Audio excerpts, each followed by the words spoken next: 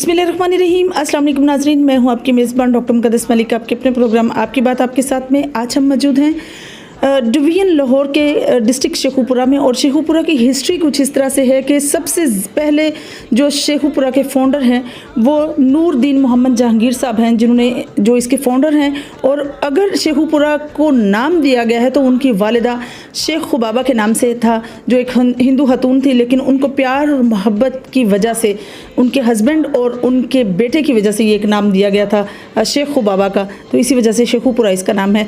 नाज़रीन, जिस तरह से आप जानते हैं कि नारंग मंडी एक ऐसा इलाका है जो एशिया में सबसे बड़ी चावल की काश्त में एक ऐसी पायदार मंडी है जिसका सबसे ज़्यादा चावल जो है वो फेमस है अपनी क्वालिटी की वजह से। क्वालिटी इतनी बेहतर होती है इस इलाके की। तो आज उसी नारंग मंडी के एक गांव आदिया में हम मौजूद हैं। और आदिया का जब भी जिक्र ज़बान पर आता है तो ऑब्वियसली यहाँ का एक स्पेसिफिक ख़ानदान डल्लू ख़ानदान है, जो जिनका बहुत फेमस नाम है, जिसमें चौधरी खुशी मोहम्मद डिल्लू साहब जो हैं उन्होंने अपने इलाके में सबसे मुमताज़ ज़मींदार थे। और पाकिस्तान की सेपरेशन के बाद उन्होंने 200 कैनाल जो है ज़मीन वक्फ़ की, जिसमें मस्जिद के लिए वक्फ़ की, स्कूल के लिए वक्फ़ की, हॉस्पिटल के लिए वक्फ़ की। और चूँकि आदियाँ जो है ये यूसी थी, इस लिहाज से उन्होंने जो भी सरकारी, चाहे वो ज़राअत के शोबे से मुंसलिक हो या एजुकेशन से रिलेटेड हो, कुछ भी काम किया तो वो चौधरी खुशी मोहम्मद की दी हुई 200 कैनाल जो ज़मीन थी उसी के बल पर बोते पर रहा। नारंग में रफ़ीकाबाद एक स्पेसिफिक मोहल्ला है जहां उन्होंने मस्जिद के लिए ज़मीन वक्फ़ की।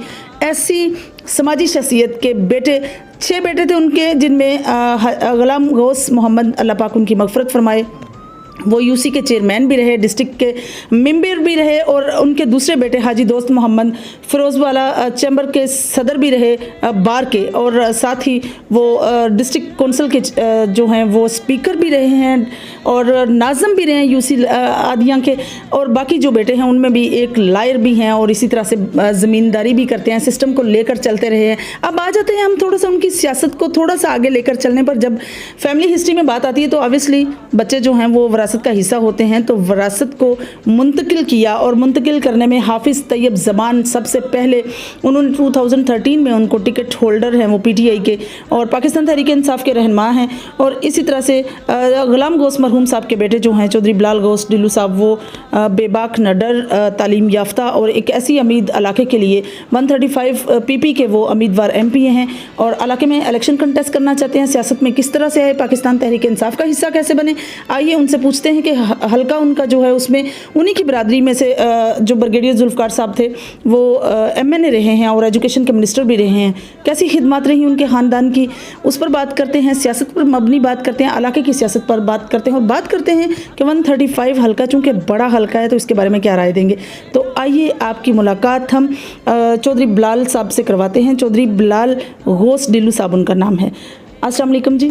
जी वालेकुम सलाम। पहले तो डॉक्टर साहब मैं आपका शुक्रिया अदा करता हूँ कि आप लोग आदियाँ गांव मेरे पास आए, तशरीफ़ लाए और आपने मौका दिया, इंटरव्यू किया। जी जी। और बेहद शुक्रगुजार हूँ आपका। जी वेलकम। सबसे पहला मेरा जो सवाल है आपके साथ वो ये है कि सियासत चूँकि आपके ख़ानदान की विरासत है, आपके वालिद गिरामी, आपके चचा, आपके दादा एक ऐसी समाजी शख्सियत जिन्होंने इलाके के लिए बहुत डिवोट किया, आप सियासत में आए, आपका मंशूर क्या है?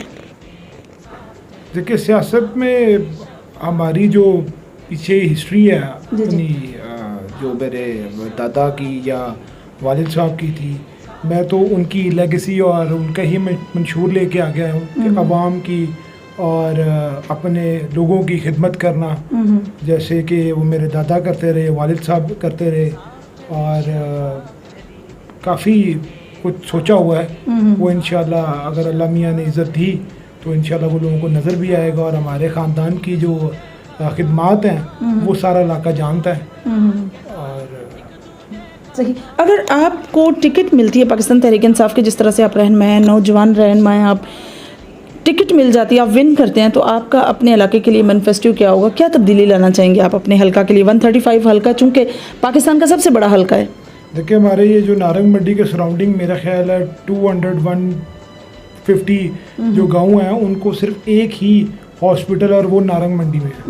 और वो भी इतना कोई अच्छा हॉस्पिटल नहीं है, ना यहाँ पे कोई अच्छी यूनिवर्सिटी है, ना कॉलेज है। मतलब लोग सारे के सारे जो उनसे वो लाहौर जाते हैं, और मतलब मेरा तो एजुकेशन और हेल्थ के जो है हम उस पर ज़रूर काम करेंगे। और मीन कि आपका जो मैनिफेस्टो है वो एजुकेशन और हेल्थ का हेल्थ है। बिल्कुल सही। आपकी हुकूमत 3.5 साल रही, अभी स्टिल पंजाब में आपकी हुकूमत है, और जिसमें चौधरी परवेज़ लाई साहब जो हैं वो इस वक्त वज़ीर आला पंजाब भी हैं। क्या मंशूर है आपके अपने इलाके में, क्या क्या काम पीटीआई ने करवाए, और अभी रिसेंटली जो आपकी, चूँकि वज़ीर आला पंजाब जो है पाकिस्तान तहरीक इंसाफ के अलाइंस में है, तो कौन कौन से कामों में तरक्याती काम तो आप इलाका देख सकते हैं कि जो पिछली गवर्नमेंट थी हमारे से पीछे PML नून की जो गवर्नमेंट थी, उसमें तरक्याती काम कोई भी नहीं थे हुए हैं। ना कुछ सड़कें थी, ना कुछ और था। अल्हम्दुलिल्लाह हमने 3.5 साल में काफ़ी कुछ डिलीवर किया है। और जैसे कि इमरान खान का चीज़ें थी, जिस तरह खान साहब ने सेहत कार्ड दिया, वो मैंने अपने राउंड अबाउट जितने भी गांव थे खुद जाके, खुद टीमों से राब्ते करवा के वो लोगों के मैंने करवाए। सेहत कार्ड जो थे वो बनवाए। एहसास प्रोग्राम था हमारा PTI का, वो हमने डिलीवर करवाया लोगों को। और जो जो चीज़ें थी जो हम कर सकते थे वो हमने की हैं। इवन हमने अपने इलाके में ब्रिगेडियर राहत अमानुल्लाह भट्टी साहब की क़यादत में जो वाटर प्लांट्स हैं, डीप वाटर प्लांट्स, वो हमने लगवाए हैं। और वो मेरा ख्याल हमने कोई ऐसा गांव नहीं छोड़ा जिसमें हमने 1 या 2 वो डीप बोर नहीं करवाए साफ़ पानी के। क्योंकि इंसानियत का जो है सबसे बड़ी जो चीज़ है, मैं कहता हूँ सदका भी जो है वो पानी का है। जी बिल्कुल। तो वो हमने डीप वाटर प्लांट्स भी कराए हैं और बड़ा कुछ कराया है। बिल्कुल सही। जिस तरह से आपकी ख़ानदान जो है वो सारा सियासत में विरासत आपको मिली है, समाजत भी आपको विरासत में मिल गई है। बात अगर करें तो हर बंदे का कानूनी हक है, जमहूरी हक है कि वो अपनी अपनी राय का इजहार कर सकते हैं। क्या आपके ख़ानदान में कोई इख्तिलाफ़ राय, या आपके MPA के इलेक्शन जिस तरह से आप उम्मीदवार हैं, कंटेस्ट करना चाहते हैं, कोई ये चाहता हो कि मैं भी उम्मीदवार हूँ, क्या कहना चाहेंगे इसके बारे में? नहीं, ये हमारी फैमिली का डिसीजन था, बड़ों का और भाइयों का भी, कि जो उनसे वो मतलब मेरी तो ख्वाहिश थी शुरू से, और आज भी वो ख्वाहिश है कि कोई ना कोई हमारा जो बड़ा है वो अपने वालिद की या वो अपने बड़े भाई की लेगेसी लेके आगे चले, चीज़ें लेके चले। बहरहाल वो उनको बेहतर समझा, तो वो चीज़ें जो उनसी हैं बस उस सारों ने मिल के जो मुशावरत की, जी तो उस पर फिर लब्बाइक कहना पड़ा। बिल्कुल सही। आपने पाकिस्तान तहरीक इंसाफ का आप हिस्सा हैं, और जिस तरह से इमरान खान साहब नौजवानों को बड़ा पसंद फरमाते हैं, जिस तरह से उनका एक बयानिया है हकीकी आज़ादी और ग़ुलामी का, और जिस तरह से उन्होंने बयानिया डिफरेंट जो है कैटेगरीज़ में डिफरेंट जगह पर दिए, डिफरेंट प्रोटेस्ट भी किया, जिसमें इस्लामाबाद उसमें भी हकीकी आज़ादी मार्च का था। क्या आपको लगता है कि वाकई हकीकी आज़ादी मार्च का जो वो नारा है वो लोगों को गेन होगा, या ये भी बाकी सियासतदानों की तरह एक अलमिया बन के रह जाएगा? नहीं, वो काफ़ी हद तक आप भी जानती है कि जो हमारी यूथ है या जो नौजवान है या जो फैमिलीज़ हैं, जो लोग ख़वातीन या इवन ख़वातीन इसमें बहुत कंट्रीब्यूट किया है, और वो हर जलसे पे लोग गए हैं, पहुँचे हैं, और ख़ान साहब की जो बात है जो मंशूर है वो लोगों को बयानिया पता, क्योंकि पिछली जो जितनी भी गवर्नमेंट्स आई हैं, चाहे वो पीपल्स पार्टी की थी, चाहे PML नून की थी, जो भी था, पर वो ख़ान साहब से लोग मोहब्बत करते हैं और बेपनाह मोहब्बत करते हैं, और वो सच्चा और ईमानदार लीडर है। आपका ख़ानदान सियासी है, और जिस तरह से आपके वालिद गिरामी और आपके चचा जो हैं सियासत का हिस्सा भी रहे हैं, सियासत में ब्रिगेडियर जुल्फ़कार को इलेक्शन कंटेस्ट करवाने वाले भी आपके वालिद गिरामी थे, हर लिहाज से उन्होंने सपोर्ट भी किया। और ब्रिगेडियर साहब का अगर कंपैरिजन करें तो क्या बाकी हल्का में बाकी लोगों ने इस तरह डिलीवर किया है? नहीं, मैं समझता हूँ नहीं। एक तो ब्रिगेड साहब अल्लाह जन्नत नसीब करे, उनके बाद गवर्नमेंट आ गई PML नून की, और PML नून ने तब से लेके आज तक थाने कचहरी की सियासत की, और अल्लाह जन्नत नसीब करे उन्होंने बहुत कुछ डिलीवर भी किया, काफ़ी कुछ किया उन्होंने। अल्लाह उनकी तरीके रहमत फरमाए। आमीन। बिल्कुल सही। अच्छा, अगर जिस तरह से आप नौजवान लोगों के साथ हैं, नौजवान हैं आप, और MPA के उम्मीदवार हैं, नौजवानों के लिए आपका क्या प्लान है? अपने हल्का के लिए आप क्या प्लान रखते हैं उनके लिए? देखिए, मैं एक चीज़ अक्सर कहता हूँ कि नौजवान जो है ना वो असासा होता है एक मुल्क का। हमारे यहाँ पे जो नौजवान हैं उनके लिए ना कोई एजुकेशन की अगर आप देखा जाए तो इस तरह कोई अच्छा यूनिवर्सिटी नहीं है, कोई कॉलेज नहीं है।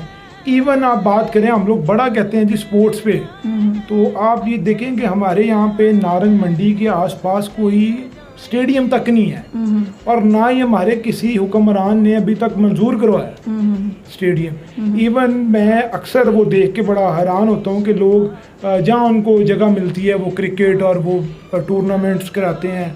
इवन ये हमें चाहिए कि हमारे जो पुराने सियासतदान थे कि इस चीज़ पे भी कुछ किया जाए। सिर्फ ये ना हो कि वोट लिया और बस फिर 5 साल अपने दौरे इक़्तिदार में कभी इस्लामाबाद कभी लाहौर अपनी चीज़ों में मगन हो जाए। बातें सारे करते हैं कि जी मेरा ये मंशूर है, ये करूँगा, वो करूँगा। जब टाइम आता है और जब चीज़ें आती हैं तो तब मेरा ख्याल है वो फिर डिलीवर करना मुश्किल हो जाता है, नहीं करते। बिल्कुल। से आपके वालिद ग्रामी नारंग मंडी के बानी भी हैं, मार्केट कमेटी के, और मार्केट कमेटी के चेयरमैन भी रहे हैं। तो एज ए मार्केट कमेटी के चेयरमैन उन्होंने क्या खिदमत पेश की नारंग मंडी में, उसके बारे में आप क्या कहना चाहेंगे? जैसे कि आपको पता ही है कि वो बानी भी रहे और सारी चीज़ें थी। उस टाइम पे मेरे ताया जो हैं चौधरी निसार साहब, वो MPA भी थे, और इस इलाके में बहुत सारी खिदमत मेरे वालिद साहब ने और ताया जी ने दी। और काफ़ी बेहद मतलब तब हमारा ये हॉस्पिटल जो होता था ये भी उसी टाइम पे मंजूर हुआ और बनाया, क्योंकि मैंने तो ज़्यादातर सुना ही हुआ क्योंकि मैंने आपको पहले बताया था कि मैं को 10 माह का था, और हर बेटे के लिए एक बाप उसका आइडियल हीरो होता है। और मेरा सियासत में चूँकि इतनी कोई दिलचस्पी भी नहीं थी, पर शायद मैं अपने दादा या वालिद साहब की वो लेगेसी या आप उसको कह सकते हैं चीज़ें वो लेके या नौजवानों के लिए मतलब सियासत में आगाज़ किया कि आपके पास पावर ऑफ जब तक हो मतलब ना हो तो आप कुछ डिलीवर भी नहीं कर सकते। एग्जैक्टली। तो मैं समझती हूँ कि सियासत की बातें तो चलती रहेंगी। अब थोड़ा सा बात करते हैं आपकी निजी लाइफ के बारे में, और सबसे पहला सवाल जो है मेरा वो ये निजी लाइफ पर जो है वो ये है कि आपकी हॉबीज़ क्या हैं? जिस तरह आप यंगस्टर हैं, दिल करता होगा फ्रेंड्स के साथ घूमने को, आने जाने को। सियासत एक बहुत बड़ी जिम्मेदारी है, हल्का भी बहुत बड़ा है आपका, और ऊपर से हॉबीज़ आपके क्या हैं वो भी नाज़रीन के साथ शेयर करें, और टाइम किस तरह देते हैं हल्के में, उसके बारे में भी आगाही दें। अब जैसे कि आपने एक ही सवाल में 4-5 सवाल पूछ लिए हैं, जी, तो फिर भी मैं बताता हूँ उसमें। हॉबीज़ में जैसे आप कह रही हैं, हॉबीज़ मेरी बचपन से ही हॉर्स राइडिंग थी, ट्रैवलिंग थी। ट्रैवलिंग का मुझे बड़ा शौक़ था।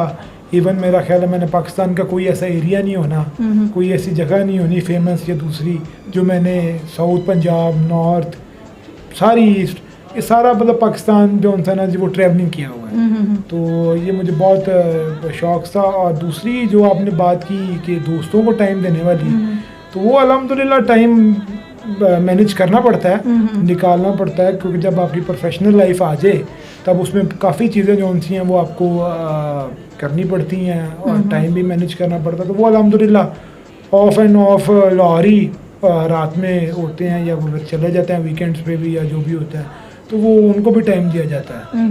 तो दूसरा जो उनसा था आपका, तीसरा सियासत पर था। सियासत चूँकि आपको पता है कि ये बहुत बड़ी जिम्मेदारी है और सारे हलके की, और मेरा ख्याल है PP 135 वो पंजाब का एक बड़ा हलका है, वहाँ के लोगों का और सारा जो उनका इनका ख्याल और चीज़ें वगैरह देखना, मैनेज करना, ये वाकई एक ज़िम्मेदारी है। और अल्लाह से भी यही मांगा है कि बस वो तौफीक दें, हिम्मत दें, और वो मैनेज हो ही जाता है जी अल्हम्दुलिल्लाह। और बाकी टीम वर्क कर रहे हैं, टीम भी बन गई हुई है और टीम मैनेज भी कर रही है, चूँकि पुराने बुज़ुर्गों के कुछ जानने वाले थे, तो वो इस तरह ही जो है वो हमारा काम जो है वो चलता रहा। बिल्कुल सही। इस तरह से आपके दादा जो हैं वो एक बहुत बड़ी समाजी शख्सियत थे, ज़मींदार भी बहुत बड़े थे, और उन्होंने डिलीवर किया जो गैर काश्तकार थे उनको भी घर या इस तरह का जो भी एक रेजिडेंस के लिए उनको सहूलत दी, दस्तयाब की है उनको सहूलियत। समाजत पर अगर ले लें, आप अपनी इस विरासत को जो आपको ख़ानदान या लेगेसी जिसको आप कहते हैं, इसी लेगेसी को आप किस तरह से लेकर चलेंगे और किस तरह से इसको परवान चढ़ाएंगे? देखिए उस टाइम तो वो 19s का दौर था। उस टाइम में तो बहुत जो है वो एक लोग भी डिफरेंट थे और बड़ी चीज़ें थी, और जिस तरह के वो आपको पता है कि उस टाइम वसाइल और चीज़ें भी काफ़ी थी। इवन जो हमारे गांव का नाम आदि है, ये आपको पता होगा अमृतसर के जो रोड जाता था, तो लोग आधे रास्ते में यहाँ पे आके क्याम करते रुकते और पीछे फिर अपना वो रुखा लिख के भेज देते कि जी हम आदियाँ पहुँच गए हैं आधे रास्ते में। और उनकी वो काफ़ी कुछ खिदमत जो भी करते थे वो करते मेहमान नवाजी यानी आपके मेहमान दादा थे। नवाजी वो दादा करते रहे और बड़ा कुछ उन्होंने किया। और आगे से इंशाल्लाह अल्लाह बेहतर करेगा जी। जी जी, आप मतलब क्वेश्चन तो है ना अभी इस हाँ जी, अल्हम्दुलिल्लाह आज भी हमारे पास कोई भी उस तरह जिस तरह आता है तो अल्हम्दुलिल्लाह हमारे वो हम डेरा भी और चीज़ें भी जो उनकी हैं वो उनके लिए हाजिर हैं। बिल्कुल सही। जिस तरह से मुस्लिम लीग नून का ज़िमनी इलेक्शन में रिजल्ट आया है और जिस तरह से वो एक पंजाब को अपना किला कहते थे, घर कहते थे और घर है भी, आप इसके बारे में क्या राय देंगे? पाकिस्तान तहरीक इंसाफ की इस कामयाबी पर आप क्या कहना चाहेंगे? देखिए जी, पहले तो मैं मुबारकबाद देता हूँ आपको इतनी बड़ी कामयाबी पे। और दूसरा आप खुद ही रिजल्ट देख के ना जी, 20 सीटों पर इलेक्शन हुआ है जिसमें से 15, पहले 16 थी गालिबन, वो फिर एक और करके 15। तो लोग तो इनसे तंग आ गए हुए हैं। लोग तो मतलब आए तो ये लोग तो इनसे बहुत ज़्यादा तंग आ चुके हुए हैं कि इनसे जान छुड़वाना चाह रहे हैं कि किसी तरीके से उनकी जान छूट जाए। और बाकी इमरान खान जो उनसे है वो आपको पता है कि जिस तरह उसने पाकिस्तान के लिए काफ़ी कुछ करने किया भी है। इवन हमारे जो ओवरसीज़ पाकिस्तानी हैं उनकी बहुत ज़्यादा रिस्पेक्ट हुई है और चीज़ें हुई हैं। इवन कि वो नीचे जो तबका है ना जी, उस तक जो उनसी वो चीज़ें गई हैं, जैसे इनकी वो एहसास प्रोग्राम मैंने पहले भी बताया, और हमारी ये पनाहगाह और काफ़ी चीज़ें हैं। ये तो पाकिस्तान के लिए मैं समझता हूँ कि इस तरह का लीडर जो है ना वो सदियों बाद आता है। जिस तरह कायदे आज़म मोहम्मद अली जिन्ना थे, तो अभी हमें मतलब टाइम लगेगा उस चीज़ पे। तो हम ट्राई अगेन जो है वो चल रही है। ट्राई अगेन नहीं, इसके लिए ऑप्शन नहीं है आपके पास और। बिल्कुल सही। ऑप्शन नहीं है आपके पास कोई और। बिल्कुल सही। लास्ट में आप अपने हलके के लोगों को क्या पैगाम देंगे और स्पेशली इमरान खान के मंशूर को नज़र में रखकर, यानी अपने विजन में रखकर आप लोगों को क्या कहेंगे? इंशाल्लाह जी, कामयाबी अल्लाह मियाँ देते हैं। इंसान की कोशिश ही है, कोशिश कर रहे हैं और करते रहेंगे। चूँकि कुछ जगह कुछ चीज़ें जो उनसी होती हैं, बंदा पब्लिक में या चीज़ें टाइम नहीं भी दे सकता, तो उस चीज़ को भी मेरा लोगों से यही गुजारिश है कि जिनके काफ़ी फ़ोन्स आते हैं, कुछ लोगों से राब्ते नहीं हो सकते या नहीं पहुंचते, तो वो बिल्कुल मायूस ना हो। इंशाल्लाह हर जगह डोर टू डोर भी जाएंगे और इंशाल्लाह पीटीए के टिकट पे इलेक्शन भी कंटेस्ट करेंगे और इंशाल्लाह आने वाले वक्त में कुछ इंशाल्लाह अच्छा डिलीवर करेंगे। बिल्कुल सही जी। जी तो नाजरीन, ये थी चौधरी बिलाल साहब की गुफ्तगू जो आप लोगों ने सुनी, और डिलीवर करने की बात पर उन्होंने बड़ी अच्छी राय का इजहार किया कि एक बहुत लॉन्ग जो है डिस्टेंस है इस पीपी का, 135 पीपी की हम बात कर रहे हैं। और ये हल्का जो है, ये कॉन्स्टिट्यूंसी जो है स्टार्ट होती है नारंग मंडी के इस एरिया से और लिंक करती है रिंग रोड लाहौर तक। और इसमें काफ़ी जो है सहूलियात इतनी मैसर नहीं जितनी कि होनी चाहिए। काफ़ी मसाइल हैं जो ज़ेर बहस हैं और इंशाल्लाह ताला ऑप्टिमिज़म इस पर है कि चौधरी बिलाल घोष डिलू साहब जो हैं वो उम्मीदवार पीपी 135 हैं और अगर टिकट उनको मिलती है, इलेक्शन कंटेस्ट करते हैं, विन कर जाते हैं, तो हल्का में इमरान खान साहब के मंशूर के मुताबिक जो है वो काम करने का अज़म है उनका। हेल्थ और एजुकेशन को इंक्रीज़ करना चाहते हैं। इंशाल्लाह मेरी और आपकी मुलाकात होगी फिर किसी नए प्रोग्राम में। तब तक के लिए इजाज़त चाहती हूँ। अल्लाह हाफिज़।